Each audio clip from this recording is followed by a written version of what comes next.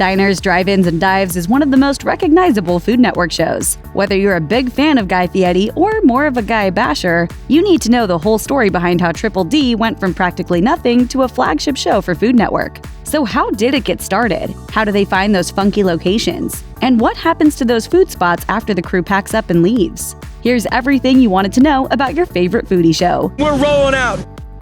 Humble beginnings.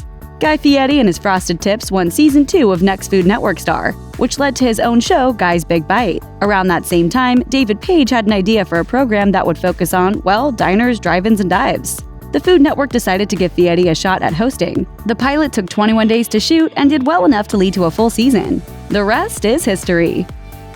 Scouting locations. Have you ever been to a restaurant and thought, this place should be on Triple D? Well, there's a way you might be able to throw your favorite local joint into the fray. A fan site called Flavortown USA has a section for Triple D suggestions. According to the site, when you recommend a restaurant to Guy Fieri, it goes to his film crew and also gets promoted to other fans on the site. Or there's always the option of sending an email to storyideas@tripledinfo.com. But that obviously isn't the only way the Triple D team comes up with filming locations. One Denver restaurant owner told Thrillist that producers had called a bunch of local food writers to find a list of good places, after which the restaurant essentially had to sell themselves to the team. The theme they're looking for is pretty basic, something off the wall. As Guy often says, If it's funky, I'll find it. Filming.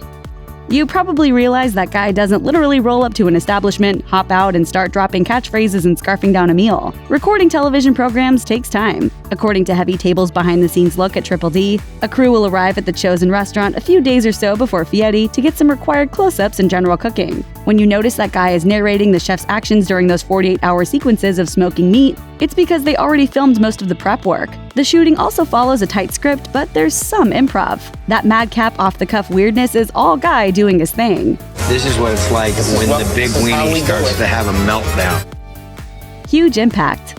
Should your restaurant make it on the show, get ready for the wave. Southern Soul Barbecue on St. Simons Island, Georgia didn't believe it when they were warned of a 200% increase in business. But it happened, and that's par for the course. The allure of eating at a joint where Fieri ate is huge. And being on the show comes with a badge of honor of sorts. But nothing in life is guaranteed, and even a visit from the Frosted Tips Fairy can't keep everything going. A significant number of Triple D alums have shuttered their doors. Of course, that's out of Triple D's control. But when you think about it, at over 260 episodes and 3 restaurants per episode, around 780 restaurants made an appearance. You're bound to have a few close down through the years.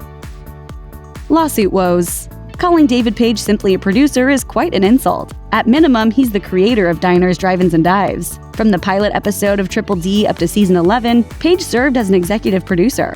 He came from a news background, has a couple Emmys on his CV, and had a reputation for being a bit confrontational. At one point, Fieri stopped taking Page's calls and stopped showing up for voiceover recordings. Page was fired and subsequently sued Food Network and Fieri. Food Network countersued to the tune of $1.5 million.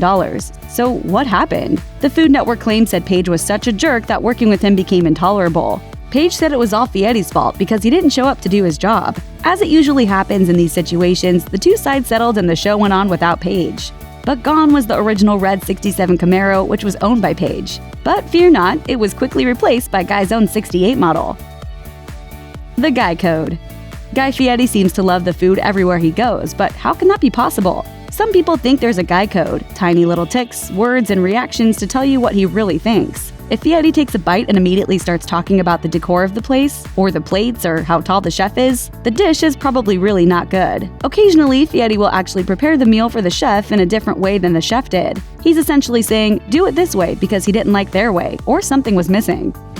See, I have my method. I'm Thai basil, jalapenos, bean sprouts for sure, a little bit of lime, and a touch of sriracha.